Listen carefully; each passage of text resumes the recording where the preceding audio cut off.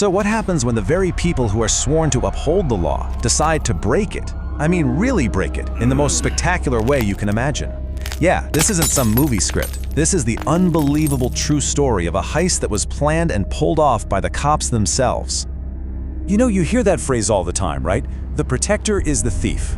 Well, it perfectly sums up this insane real-life story out of Medford, Massachusetts, where the cops weren't just taking a little off the top. They were taking the entire bank vault. And look, we're not talking about petty cash here. Their target was a life-altering score. We're talking almost $10 million in cash and jewels.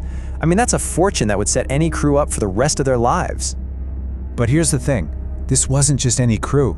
The masterminds behind this incredibly bold robbery, they weren't some hardened criminals from the streets. Nope, they were the city's most trusted, decorated police officers.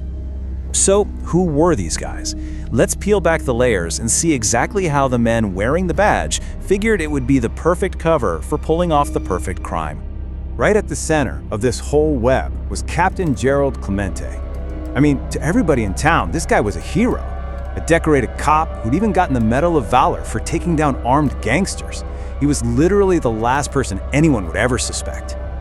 The contrast here is just staggering. By day, he's this celebrated officer, climbing the ladder.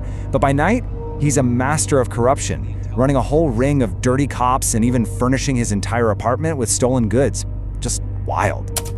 And this double life, it seeped into every single part of his world. He was a married guy, a family man, but he also had a secret mistress on the side, a woman named Barbara Hickey. Now you're gonna want to remember her name because she becomes absolutely crucial to how this whole thing falls apart later. So after years of this kind of petty corruption, Captain Clemente decides, you know what? It's time for one last giant score. The big one, the retirement job. But a score this huge, well, that requires a team. He couldn't do it by himself, of course. So Clemente put together a 5-man crew that sounds like it's straight out of a heist movie. You've got him as the mastermind. His partner, Officer Tommy Doherty, he's the inside man. Another crooked cop, Joe Banks, provides the muscle. For some real criminal know-how, he brings in a local gangster, Francis O'Leary, and, get this, the alarm expert, Bucky Barrett, was a thief Clemente himself had arrested years before. You can't make this up. So, what was their target? Oh, just the Fort Knox of Medford, the Deposit Trust Bank. This vault was considered completely impenetrable. We're talking 50-centimeter thick steel-reinforced concrete walls and a super high-tech silent alarm that was wired directly to the police station. The irony is just off the charts. And the plan was so detailed. First, they'd scout the vault, which was easy for Officer Doherty because he just so happened to have a safe deposit box there. Next, they'd figure out how to disable that silent alarm.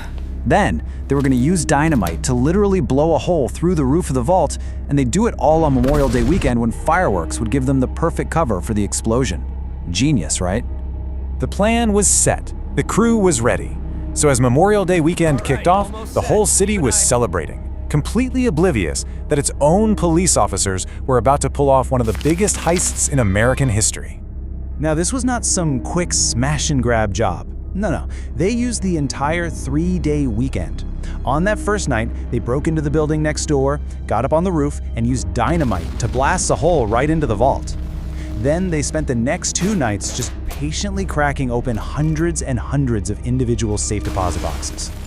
But they had this moment of pure panic. When they first got into the bank's main reserve, they found only $60,000, just a tiny fraction of what they were expecting. But then, they turned their attention to the safe deposit boxes, and that's where they hit the real jackpot, a hidden fortune in cash and jewels that the town's wealthiest citizens had stashed away. By the end of it all, they walked away with nearly $2 million in cash and an estimated $8 million in jewels and other valuables. They had actually done it. A $10 million score pulled off flawlessly, with 0 witnesses and 0 evidence left behind. I mean, by every definition, it was the perfect crime. They didn't leave fingerprints, not a single clue. The FBI was totally stumped. So you gotta ask, how could a plan that perfect just fall apart so completely? Well, the weakness, it turns out, wasn't in the plan. It was in the people. Their downfall didn't come from some brilliant detective work. It came from the crew's own greed, their paranoia, and their arrogance. It all imploded in the most spectacular way. While Clemente was telling them, lay low, 2 of the members, Tommy Doherty and Joe Banks started blowing their money on cocaine and wild parties. Paranoia started to creep in about how to split up the millions in jewels, and that led to this furious, drug-fueled argument that ended when one cop, Doherty, shot the other cop, Banks, with a shotgun. All of a sudden, this isn't a bank heist investigation anymore. It's an attempted murder investigation between two police officers. And when the cops searched Joe Banks' car, well, they found the smoking gun, a bag of stolen jewels from the heist, and a kilo of cocaine. The perfect crime was now officially a total mess. With those jewels discovered, the FBI finally had a thread to pull. The case went from stone cold to red hot, and it all led to this dramatic courtroom showdown that was going to expose every last secret. Two key witnesses ended up sealing their fate. First, you have Joe Banks, the cop who got shot. He gets on the witness stand and confesses to the entire thing in exchange for immunity. But the prosecution needed more than just the word of a corrupt cop. They needed someone to back up the story. They needed Barbara Hickey. And boy, did she deliver the knockout punch. See, Clemente had broken up with her after the heist, and now she was ready to talk.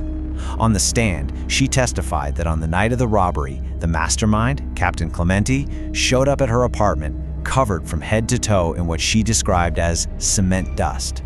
And just like that, the jury had everything they needed. The verdict came down fast.